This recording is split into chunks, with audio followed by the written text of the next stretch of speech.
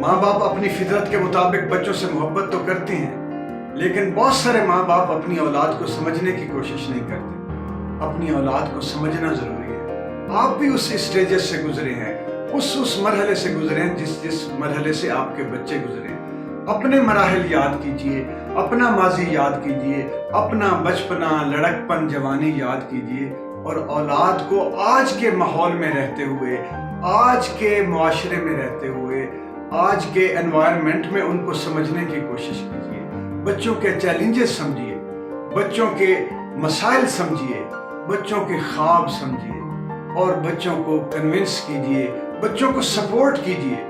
उनको झटकिए मत, उन पर अपना आप मुसल्लत मत कीजिए, चाहे वो बच्चे हैं, लड़के हैं या जवान हैं।